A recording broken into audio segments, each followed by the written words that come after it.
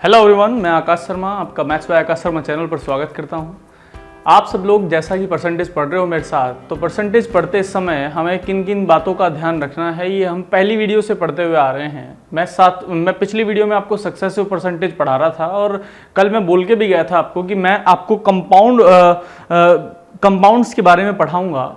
मैं व्यंजकों के बारे में बात कर रहा था। अगर हिंदी मीडियम का कोई बच्चे हिंदी इंग्लिश में ज़्यादा फ़र्क नहीं होता है मैथमेटिक्स में, तो आपको अगर टर्म की बात है तो मैं इंग्लिश में यूज़ कर लेता हूँ। बाकी कुछ बच्चों के कमेंट आ रहे थे सर इंग्लिश टू इंग्लिश पढ़ाइए। बच्चे हिंदी मीडियम का भी बहुत सारा क्राउड चैनल पे है तो उनको भी पढ़ना होता है। तो बस ये है कि टर्म मैं ज़्यादा से ज़्यादा यूज़ करने की कोशिश करूँगा, इंग्लिश की भी, हिंदी की भी और इंग्लिश की भी यूज़ करने की कोशिश करूँगा।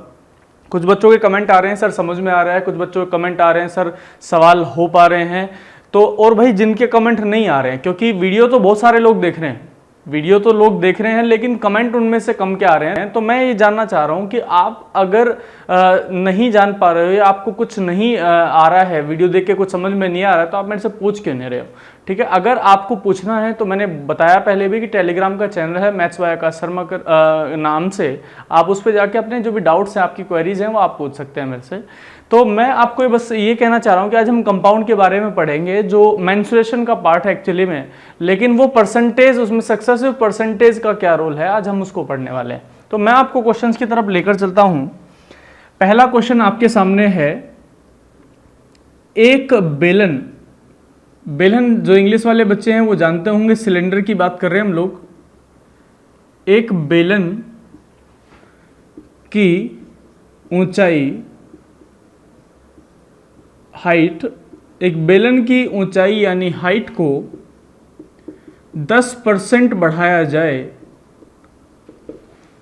एक बेलन की ऊंचाई को 10% बढ़ाया जाए तथा त्रिज्या, रेडियस आप समझते होंगे, तथा त्रिज्या को 10% घटाया जाए,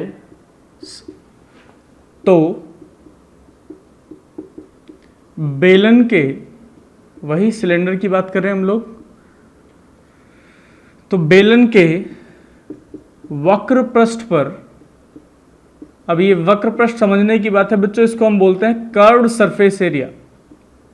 कर्व्ड सरफेस एरिया, वक्र पृष्ठ पर क्या प्रभाव पड़ेगा, उसके वक्र पृष्ठ पर क्या प्रभाव पड़ेगा। इस तरीके के क्वेश्चन आप एग्जाम में देख रहे होंगे, जहां परसेंटेज का यूज तो है लेकिन सवाल ऐसा लग रहा है कि मेंसुरेशन का लिखा हुआ है। एक बेलन है, पहली बात तो सिलेंडर की इमेज आपके दिमाग में चलनी चाहिए, क्योंकि इमेज चलेगी तो आपका फॉर्मूला करेक्ट हो जाएगा। क्योंकि कई बार बच्चे के दिमाग में ना इमेज नहीं चल रही होती, उसके ना फॉर्मूले इधर उधर हो जाते हैं। तो आपको ये तो पता है कि मेंसुरेशन का जो पार्ट है वो फॉर्मूला बेस्ड है, लेकिन आपको ये भी तो समझना है भाई कि ये दिमाग में चित्र चलेगा, दिमाग में इमेज चलेगी तो फॉर्मूला याद आएगा। वक्र पृष्ठ की बात कर रहे हैं, किसकी बात कर रहे हैं, वक्र पृष्ठ की बात कर रहे हैं। वक्र पृष्ठ यानी कर्व्ड सरफेस एरिया यानी CSA। अब जब बात CSA की चल रही है तो CSA का फॉर्मूला होता है 2πRH। कितना फॉर्मूला होता है भाई, 2πRH फॉर्मूला होता है। ये आप सभी को क्लियर है बात, ये क्लासों में भी क्लियर है, ये बहुत सारी जगह फॉर्मूले मिल जाएंगे। अगर किसी को याद नहीं है तो कोई भी बुक उठाए और वहां से सारे के सारे मेंसुरेशन के फॉर्मूले पढ़ ले आज ही, क्योंकि सक्सेसिव परसेंटेज में इनका बहुत इस्तेमाल होता है। 2πRH की बात कर रहा है, वो किसमें चेंज लाना चाहता है, 2πRH में चेंज लाना चाहता है। आप मेरे को बताओ, मैं पिछली वीडियो में बोल रहा था आपको, क्या 2 कभी बदल सकता है? बचपन में भी 2 ही था, आज भी 2 ही है, अगले साल भी 2 ही रहेगा, तुम्हारे बच्चे पढ़ेंगे तो भी 2 ही रहेगा। पाई की बात कर रहे हैं, पाई होता है 22/7। क्या पाई का मान बचपन में 22/7 था, आज भी 22/7 है, कल भी 22/7 रहेगा, तुम्हारे पोते पढ़ेंगे तो भी क्या रहेगा, 22/7 ही रहने वाला है। इसका मतलब ये कहना चाह रहा हूं कि जो वैल्यू कांस्टेंट है ऑलरेडी, उस वैल्यू को हम चेंज नहीं कर सकते। हम सिर्फ किस में चेंज कर रहे हैं, सिर्फ और सिर्फ RH में चेंज कर रहे हैं। हम R को कितना बढ़ा रहे हैं, R को घटा रहे हैं हम 10%, रेडियस को 10% कम कर रहे हैं, और हाइट को हम कितना बढ़ा रहे हैं, हाइट को हम बढ़ा रहे हैं 10%। अब एक बच्चा तो 0 कह देगा, सर 10% कम कर दिया, 10% बढ़ा दिया, इसका मतलब जीरो। जीरो नहीं आता, सक्सेसिव परसेंटेज में देखने की वैल्यू कोई और होती है और उसकी जो टोटल इफेक्ट, जो उसका नेट इफेक्ट निकल के आता है वो कुछ और होता है। तो चलिए नेट इफेक्ट की बात कर लेते हैं। अगर आपको बिल्कुल सीधा मेथड नंबर 1 से करना है तो मैंने आपको समझाया था, एक पॉजिटिव है, एक वैल्यू नेगेटिव आई है, प्लस 10 गुना -10/100। अरे यही आएगा भाई, ये दोनों तो कट जाएंगे, माइनस का 100/100 तो ये आ जाएगा माइनस का 1%, और -100 कर रहा है कि कमी हुई है। तो यानी आपके वक्र पृष्ठ में 1% की कमी हुई होगी। कब? जब हम मेथड नंबर 1 अप्लाई करके देख रहे हैं। और मेथड नंबर 1 में मैंने आपको बताया कि आप फॉर्मूला बेस्ड सॉल्यूशन दिखाते हैं इसमें। तो मैं तो आपको ये कहना की कोशिश कर रहा हूं कि जब हम किसी एक फंक्शन है हमारे सामने 2πRh, वहां पर 2π में तो कोई चेंज नहीं हुआ, 2π तो कांस्टेंट था, लेकिन RH में चेंज हुआ। एक बार R को चेंज किया, एक बार H को चेंज किया। R को घटाया 10%, हाइट को बढ़ाया 10%। चाहे तो आप इस तरीके से भी कर सकते हैं, इधर ध्यान दें, 100 से 10% कम कर दिया है रेडियस को, फिर 100 से 10% बढ़ा दिया है हाइट को। तो आप क्या करेंगे, लेफ्ट साइड की लेफ्ट साइड में गुणा, राइट साइड की राइट साइड में। 10 गुना 10 कितना होता है? 100, और 11 गुना 9 कितना होता है? 99। आप बताओगे कितना कम हो रहा है? 1। किस पे कम करने की बात कर रहे हैं हम? 100 पे कम करने की बात कर रहे हैं। इसका मतलब है ये 1% बनेगा हमारे सामने। कोई भी तरीका आप लगाएं, XYZ कोई भी तरीका आपके दिमाग में चल रहा है, तीनों चारों में से जो मैंने समझाए थे, उन सभी में यही आंसर निकलने वाला है 1%। और यहां आपको दिखाई दे रहा होगा, पहले 100 था, अभी 99 है। इसका मतलब कितना कम हो गया है? 1% कम हो गया है। मैंने डायरेक्टली 1 क्यों लगाया? क्योंकि यहां बेस 100 था। तो धीरे धीरे अपने जो बेसिक हैं वो काम आते चले जाएंगे आपके।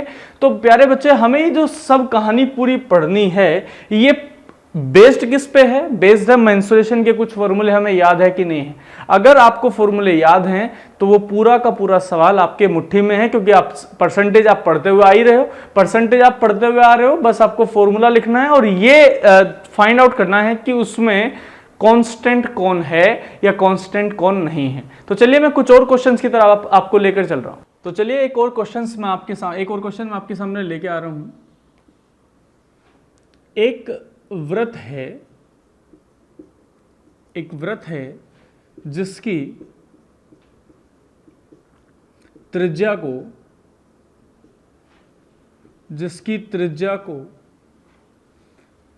10% बढ़ाया जाता है। एक वृत्त है जिसकी त्रिज्या को 10% बढ़ाया जाता है, तो उसके क्षेत्रफल में, क्षेत्रफल यानी एरिया, वृत्त यानी सर्कल, त्रिज्या आप समझ ही गए होंगे, रेडियस की बात कर रहे हैं हम लोग। एक वृत्त है जिसकी त्रिज्या यानी रेडियस को 10% बढ़ाया जाता है, तो उसके क्षेत्रफल पर क्या प्रभाव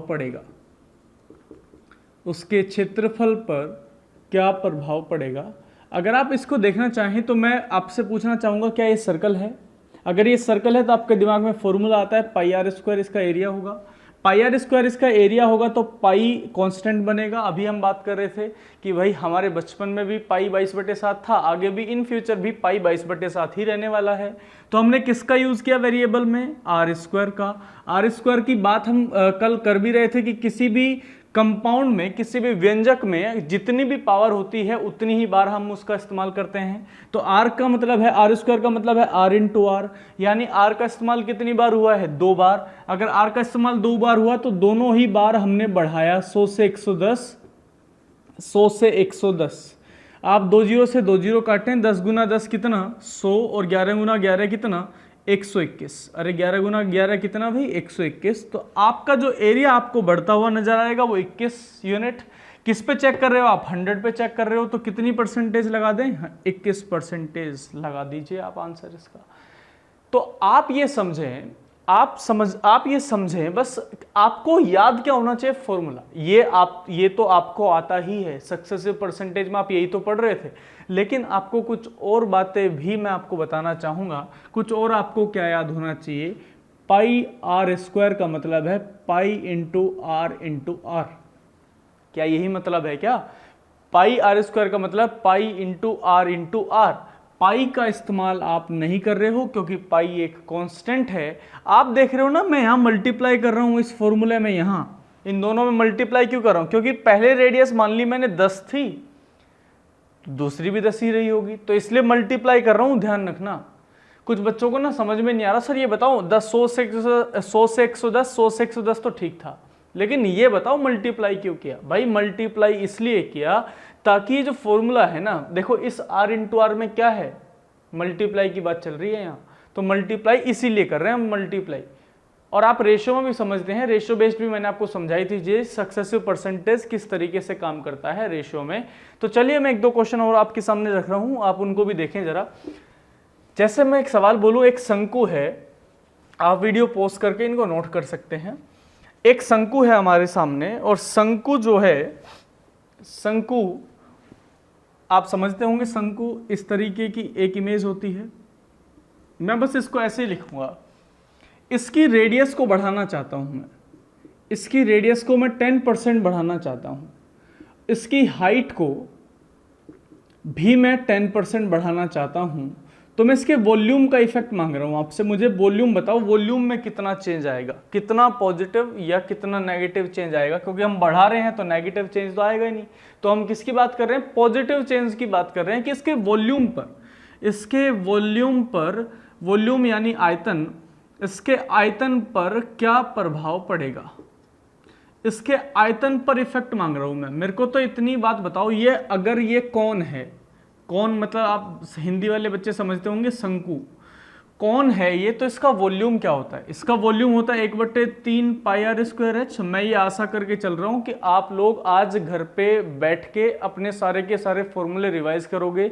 अगर किसी बच्चे को नहीं समझ में आ रहा कि फॉर्मूले कहाँ लिखे हुए हैं, तो भाई गूगल पे जाओ, डालो मेंसुरेशन, और वहां से सारे के सारे फॉर्मूले आपको मिल जाएंगे, सब याद कर दो। 1/3 पाई आर स्क्वायर एच इसका क्या होता है? वॉल्यूम। अगर इसका एक volume 1/3 pi r square h है, तो 1/3 में कोई चेंज नहीं, इस पाई में कोई चेंज नहीं, किस में चेंज है? आर स्क्वायर और एच में।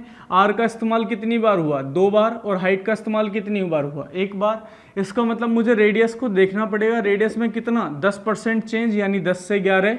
फिर एक बार और है 10 से 11, फिर एक बार और है, हाइट में चेंज कितना है? 10%, ये भी 10 से 11। तो ये कितना बन गया? 1000। और ये कितना बन जाएगा? 1331। इसका मतलब कितना बढ़ गया? 331 बढ़ गया।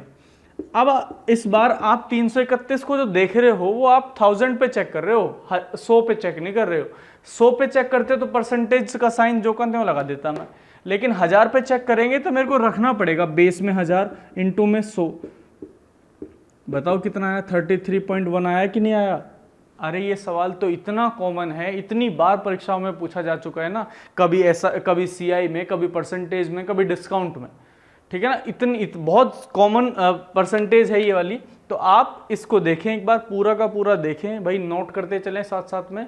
और अगर कोई भी डाउट आपको आता है ना, आप उसे भेजा करो, है ना, कमेंट में भेज दो, नहीं तो आप टेलीग्राम चैनल है उस पर भेज दो। तो आप अपने सवाल जो है ना भेजा करो, तभी तो पता चलेगा आपको डाउट क्या चल रहे हैं। अच्छा चलो एक और सवाल पढ़ते हैं। देखो इधर,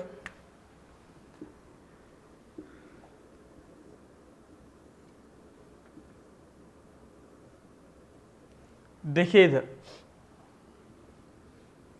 आपसे बोला गया सिलेंडर है, बेलन है,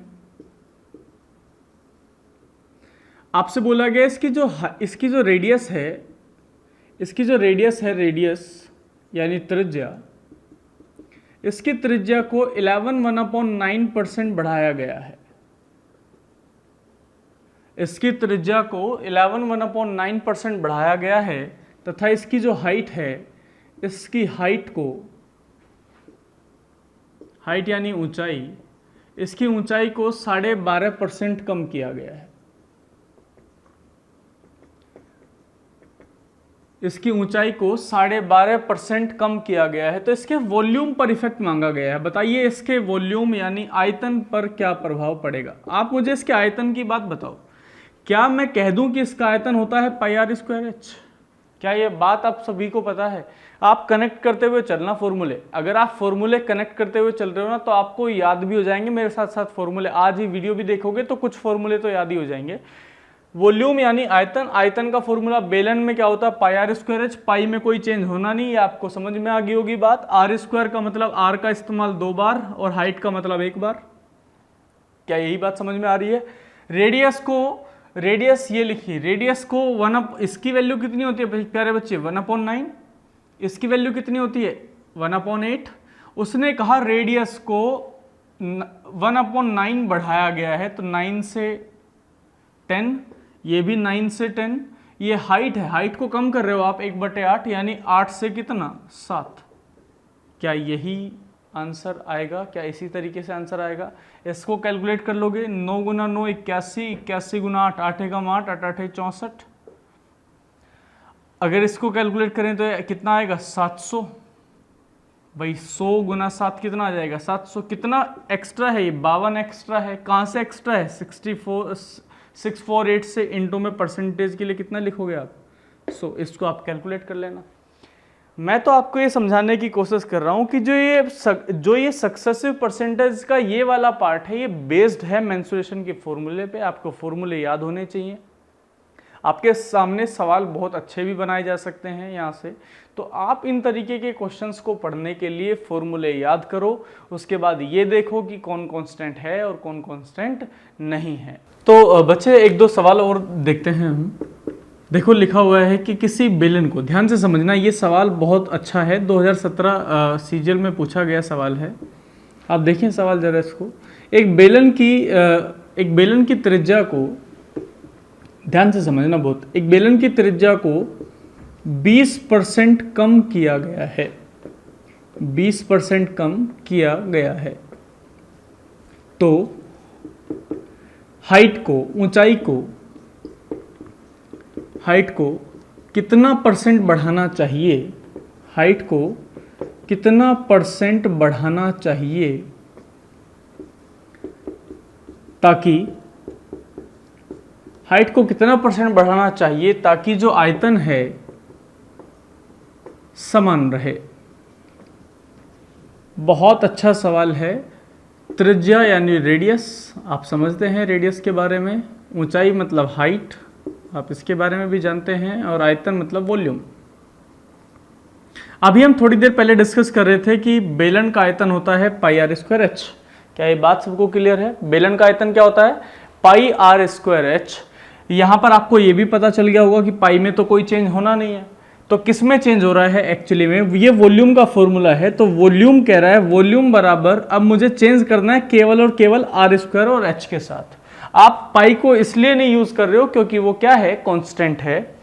आप आर को कम कर रहे हो प्यारे बच्चे, ध्यान से समझना मेरी बात। अगर आप बात मेरी ध्यान से समझोगे तो आपको थोड़ी सी चीजें ना क्लियर होंगी। मैंने पिछले कुछ वीडियोस में आपको सीपीआर पढ़ाया था और सीपीआर की दूसरी वीडियो में मैंने आपसे कहा था कि ए और बी कांस्टेंट। पहली वीडियो में भी हमारी बात चल रही थी इस पे सीपीआर में, और आज भी मैं उसी बात को दोबारा कन्वे करूंगा आपके लिए। तो आप मेरे को एक बात बताओ, ये जो वॉल्यूम है, वॉल्यूम वो कह रहा है कि वॉल्यूम सेम रहना चाहिए, आयतन समान रहना चाहिए। समान रहना चाहिए यानी ये कांस्टेंट बनाना पड़ेगा इसको। अगर आप इसको कांस्टेंट बना दोगे, ध्यान से समझना, अगर आप इसको कांस्टेंट बना दोगे तो आपको ये दोनों वैल्यू ए और बी की तरह नजर आएंगी। ये वाली वैल्यू ए, ये वाली वैल्यू बी। आप बताओ, आप रेडियस को क्या कर रहे हो? कम कर रहे हो। अगर आप रेडियस को कम करोगे तो आपको हाइट को बढ़ाना पड़ जाएगा। यही बात हम सीपीआर में कर रहे थे। तो रेडियस को कैसे बढ़ा रहे हो वो समझो। आप रेडियस को 20% कम कर रहे हो। इसकी फ्रैक्शन कितनी होती है? 1/5। 5 से कितना कर रहे हो? 4। अब मुझे एक बार और कम करना पड़ेगा क्योंकि आर स्क्वायर लिखा हुआ है यहां। स्क्वायर का मतलब अभी थोड़ी देर पहले डिस्कस कर रहे थे हम लोग कि आर स्क्वायर का मतलब है 2 बार परसेंटेज लगाना। तो 5 से कितना? 4। तो 25 से कितनी हो जाएगी? 16। अरे 25 से कितनी हो जाएगी? 16। क्या 25 से 16 होगी? रेडियस जो है वो 25 से 16 हो गई है। आप बताओ, अगर ये वाली वैल्यू 25 से 16 हो गई है, अगर ये वाली वैल्यू 25 से 16 हो गई है तो हाइट को मैं कितना बढ़ा दूं ताकि फिर से वॉल्यूम जो है वो ही रहे, इनका मल्टीपल जो का तो रहे। तो आपको बताया था उल्टा।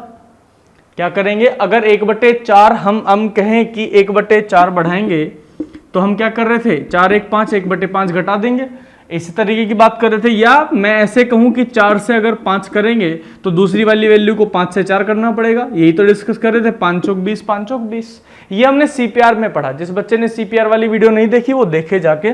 भाई 25 से 16, हमने इस रेडियस को 25 से कितना कर दिया, 16, तो मुझे हाइट को जो है वो 16 से 25 करना पड़ेगा, 16 से 25 करना पड़ेगा, तभी वॉल्यूम सेम रहेगा। क्योंकि 25 गुना 16 वही 25 गुना 16 कितना, 400, ये भी 25, 16 गुना 25 कितना, 400, वॉल्यूम जो का तो रहेगा। तो मुझे तो इस हाइट का इफेक्ट देखना था, इस हाइट में पूछ रहा है हाइट को कितना % बढ़ाना पड़ेगा।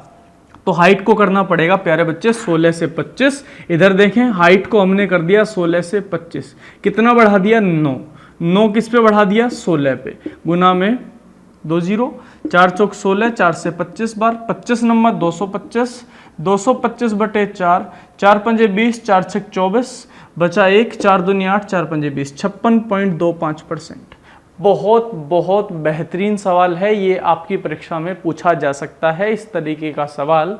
कई बार आपको डायरेक्टली वॉल्यूम बता देगा कि वॉल्यूम इतना % बढ़ गया, तो आप ये बताओ उसकी रेडियस में क्या इफेक्ट आया। कई बार आपको सर्कल के एरिया में आपको टोटल इफेक्ट दे देगा, आपको वहां ढूंढना पड़ेगा कि इसकी रेडियस में क्या इफेक्ट आया, और वही जो इफेक्ट उन रेडियसों में आएगा उस तरीके का क्वेश्चन ही आपके सीआई में देखने को मिलता है। आपको बोल देता है कि ये प्रिंसिपल था, ये अमाउंट बन गया है, आप बताओ रेट ऑफ इंटरेस्ट क्या है। ये उसी तरीके के क्वेश्चन है प्यारे बच्चे, सब लोग सारे के सारे क्वेश्चन। तो चलिए मैं एक और क्वेश्चन आपके सामने लिख रहा हूं, आप उसको भी देखें। एक वही सवाल जो मैं अभी डिस्कस कर रहा था कि सर्कल के डायरेक्टली एरिया को बता दिया गया है कि एरिया कितना बढ़ा है, तो आप उस पर क्या काम करोगे, देखो इधर।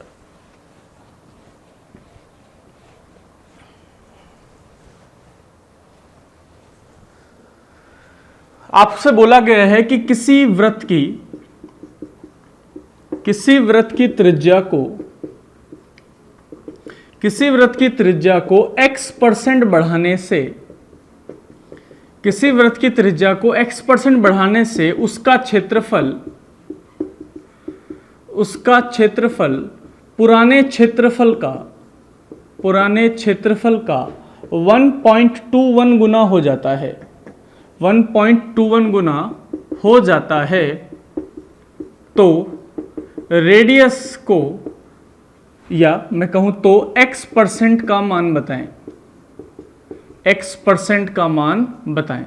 आप क्या कहना चाह रहे हो भाई, वॉल्यूम जो था वो पहले 1 था, वॉल्यूम पहले एरिया, जो क्षेत्रफल पहले था वो कितना था, 1 था, ये एरिया पहले 1 था, तो नया एरिया जो है वो कितना हो गया है, 1.21, यानी कितने गुना हो गया है, 1.21 गुना हो गया है। क्या एरिया पहले कितना था, 1 था, एरिया फिलहाल कितना हो गया है, 1.21 हो गया है। अगर मैं यहां से रेशियो बनाने लग जाऊं, ये पॉइंट हटा दूं तो ये कितना आएगा, 100 आएगा। आप मुझे एक बात बताओ, एरिया का फॉर्मूला क्या होता है, πr², पाई में कोई चेंज होना नहीं, r² का मतलब 2 बार, यानी ये परसेंटेज 2 बार इस्तेमाल होगी। बात समझना मेरी, ये परसेंटेज 2 बार इस्तेमाल होगी, इन दोनों में गुणा होगा, यानी ये जो बना है ना 100, ये 100 बना है मल्टीप्लाई करके, और ये 121 बना है मल्टीप्लाई करके भी कितनी बार, 2 बार, यानी ऐसा भी समझ सकते हो r² की फॉर्म बन रही है, ये जो फॉर्म बन रही है ये r² की है, तो 10 का स्क्वायर होता है ये, तो ये भी किसका स्क्वायर है, ये 11 का स्क्वायर है। यानी हाइट में आपने चेंज किया होगा 10 से 11, अरे 10 से 11 किया तो कितना बढ़ाया, 1 बढ़ाया, किस पे बढ़ाया, 10 पे, गुना में कितना, 100, 10%। बहुत अच्छा सवाल है ये भी, दोनों के दोनों सवाल अपने आप में बहुत बेहतरीन हैं। आप इनको देखें, नोट करें, सवाल नहीं हो सक्सेसिव परसेंटेज के इस वाले सेक्शन से तो भी डाउट भेजें। पिछली वीडियो जो देख रहे हो अगर वहाँ से भी कोई डाउट है वहाँ वो भी आप मेरे को भेज सकते हैं। तो चलिए हम मिलते हैं अगले वीडियो में परसेंटेज के कुछ और नए क्वेश्चंस के साथ, और कुछ टाइप्स बचती हैं जिनको मैं लेकर चलूँगा परसेंटेज की अगली वीडियोस में। फिर हम परसेंटेज ख़त्म करेंगे और डायरेक्टली सीआई हम पढ़ना शुरू करेंगे, चक्रवृद्धि ब्याज हम पढ़ना शुरू करेंगे इसके बाद।